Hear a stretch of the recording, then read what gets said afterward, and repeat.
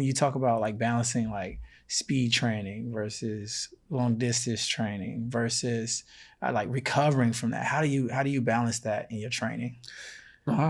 So I train 5 days a week, and then 2 days I usually go to the gym. So let's say Monday I run super super slow. Tuesday I'll do speed training. Wednesday I'll go to the gym. Thursday, I do tempo run, which is to run at your marathon pace minus 10 seconds. And then Friday I go to the track to do speed training. Saturdays are long runs. And then Sunday I go to the gym again or a bike to Okay. cross train. Yeah. Yes. That's usually what I do. Did you always, when you say go to the gym, you lift or Yes. you? So I don't lift heavy. Mhm. I don't lift anything that weigh more than me. Okay. Why Yes. is that? I learned that at the police academy. Never, lift anything. Always limit yourself to 98% of your body weight. I was thinking about like when you said it earlier, 98% is such a odd number because it's like, okay, why not just 100%? There's, it is. I know. I was like, this is so weird. Yeah. And Like the last 2%. yeah, Don't do but that. it makes sense. Yeah. You have to worry about your back because Yeah. it's, oh, this is so easy. I can lift that easily. But lifting 98%, like today, I did what?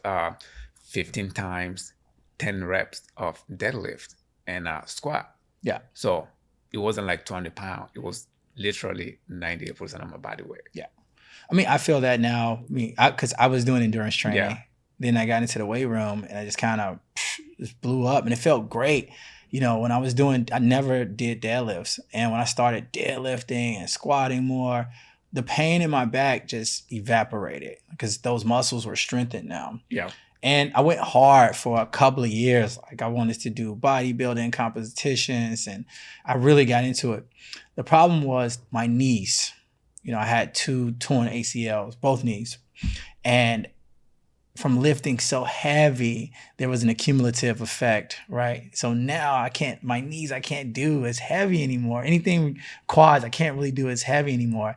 And I'm really sad about it because the lifting itself was something that I actually enjoyed a ton, but I probably should have did it, in moderation. Yes. Which I thought I was because I didn't go as heavy as I could have, but it was still heavy enough where I was just on a heavier spectrum of things. Yeah, try to do 98% of your body weight. Yeah. Yeah. It's so easy. Yeah. That's my Not my 100%. favorite. No. 98%, yeah. Yeah, well, is that one of the ways you prevent injuries? Yes.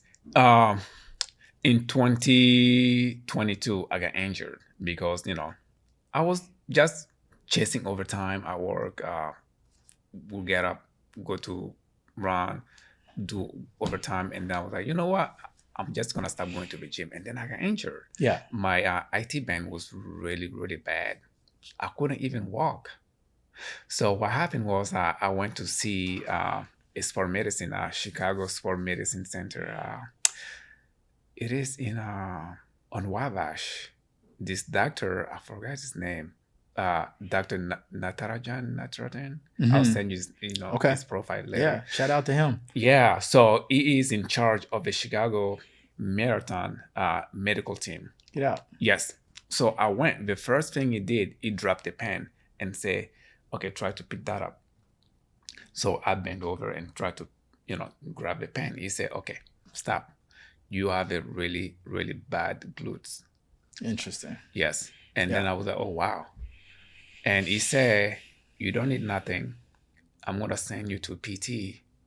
And then from there, the injury will go away.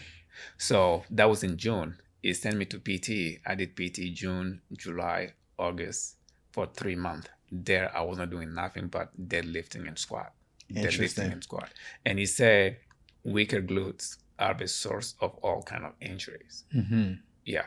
So if you see runners do a lot of, deadlift, squats, lunges, RDL, like single deadlifting, stuff like that. Yeah. Yeah.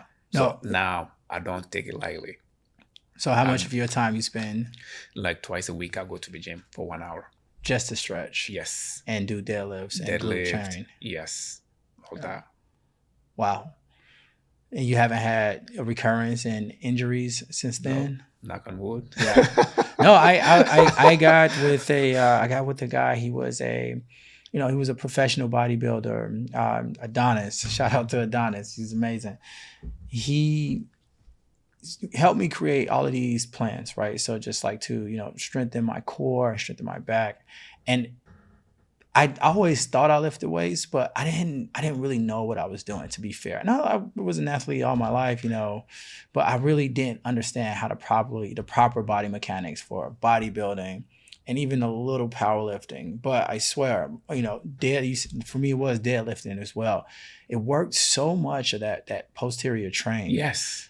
Your hamstrings, Yeah. deadlift for your hamstrings, and then a squat for your quad. I mean, Yeah. amazing. Yeah, which makes sense, right? The posterior chain is just responsible for so much, and it's all connected. But no back pain, Yes. none whatsoever. And also one other thing that I do is I do a lot of jump rope. Yes. To help with my soleus, Okay. the soleus muscles. Yeah. Yeah.